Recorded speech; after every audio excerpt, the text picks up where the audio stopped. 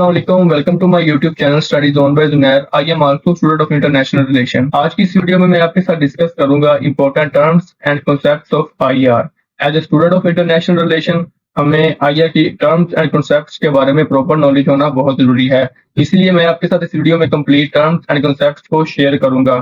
Video को complete watch करें. So without any late, let's start our video now.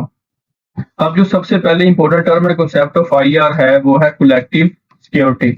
अब collective से मुराद इज्तिमाई है और सिक्योरिटी से मुराद तहफ्फुज़ है। सबसे पहले हम इसकी डेफिनेशन देखते हैं। By sticking together the nation of the world would have protection and help from each other, this was called collective security. इसके अंदर ये बताया हुआ है कि जो स्टिकिंग टुगेदर नेशन जो हैं वो एक दूसरे के साथ अगर मिलजुल कर रहेंगी तभी वो एक दूसरे की हिफाजत और मदद कर सकेंगी। इसे हम कलेक्टिव सिक्योरिटी कहते हैं। अब चलते हैं नेक्स्ट हमारे पास second important term and concept of IR है हेजमन।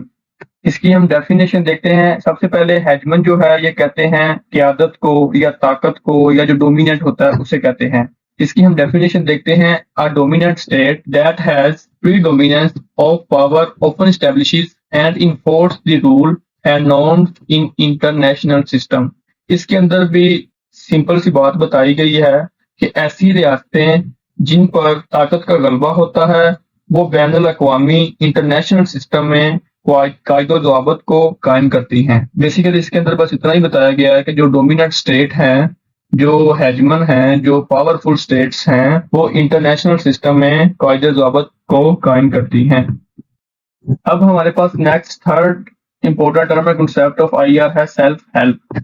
इसके अंदर बेसिकली ये बताया गया है कि सेल्फ हेल्प एक ऐसा आईआर का प्रिंसिपल है जिसमें स्टेट अपने आप पर इंहिसार करती हैं, किसी पर नहीं, क्योंकि इंटरनेशनल सिस्टम अनार्की सिस्टम है, इसमें इंतशार है। हम इसकी डेफिनेशन देखते हैं। It is a principle international relations that state should rely on themself because international system is anarchy. इसके अंदर बस यही बेसिकली बताया हुआ है कि जो स्टेट्स हैं वो खुद पर इंहिसार करती हैं क्योंकि उन्हें पता है जो इंटरनेशनल जो सिस्टम है वो अनार्की सिस्टम है। अब हम four term and concept of IR देखेंगे। फर्स्ट स्ट्राइक कहते हैं हमले को। इसके अंदर ये बताया गया है कि ऐसा न्यूक्लियर हमला जो अपने दुश्मन के खिलाफ किया जाए और ये इस तरह सेट किया जाए कि दूसरे हमले की गुंजाइश ना रहे। इसकी हम डेफिनेशन देखते हैं।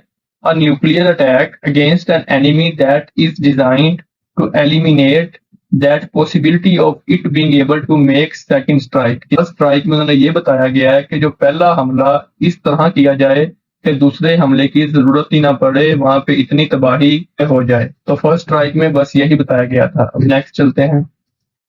आगे हमारे पास फिफ्थ नंबर पे इंपॉर्टेंट कांसेप्ट ऑफ आईआर है, वो है आर्म रेस, हथियारों की दौड़। इसके अंदर बेसिकली ये बताया गया है कि ये एक ऐसा म्यूचुअल अमल है जिसमें दो या दो से ज्यादा स्टेट्स एक दूसरे के मुकाबले में मिलिट्री सलाहियतें पैदा करते हैं। इसकी डेफिनेशन हम देखते हैं।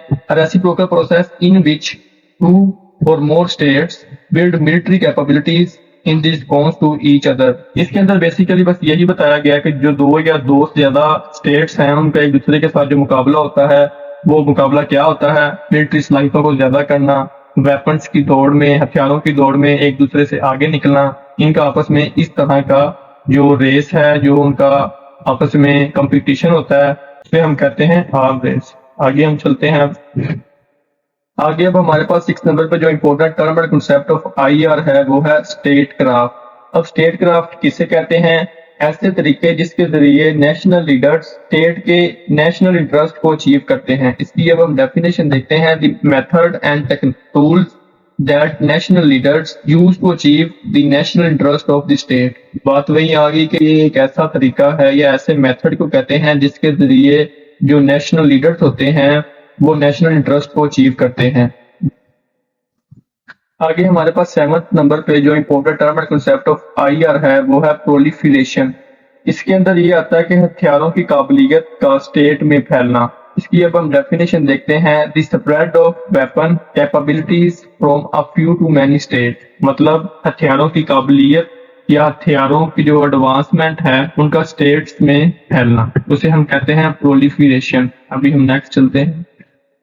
आगे जो हमारे पास 8 नंबर पर जो इम्पोर्टेंट टर्म और कंसेप्ट ऑफ आईआर है वो है डेटरेंस। डेटरेंस हम कहते हैं रोकथाम को। इसकी अब हम देखते हैं, ये एक ऐसा मिलिट्री का हिकमत अमली या स्ट्रेटजी है जिसके तहत एक ताकत दूसरी ताकत के हमले को रोकने के लिए जवाबी कार्रवाई के खतरे को अच्छे से डील करती है।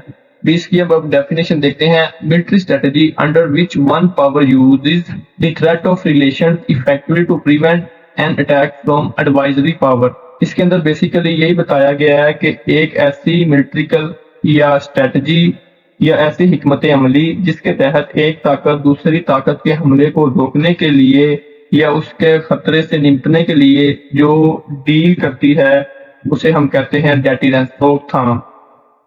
आगे जो हमारे पास नंबर 9 पर important term and concept of IR है वो है समिट। इसे हम कहते हैं इजलास, सरबराही इजलास। यह सरबराही इजलास इनके दरमियान होता है। यह सरबराही इजलास वर्ल्ड लीडर्स के दरमियान जो मीटिंग होती है उसे हम समिट कहते हैं। इसकी हम डेफिनेशन देखते हैं। Meeting between world leaders is called summit. इसके अंदर यही बताया गया कि जो वर्ल्ड लीडर्स हैं उनके दरमियान मीटिंग को समिट कहते हैं। नेक्स्ट चलते हैं। अब जो हमारे पास नंबर 10 पर important term concept of IR है वो है वुड्सा pact.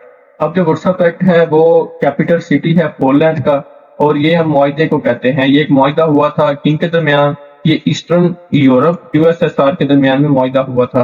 N alliance between eastern Europe and USSR is called Warsaw pact. Next चलते हैं। अभी 11 नंबर पर हमारे पास जो important term and concept of IR है वो है रियलिज्म।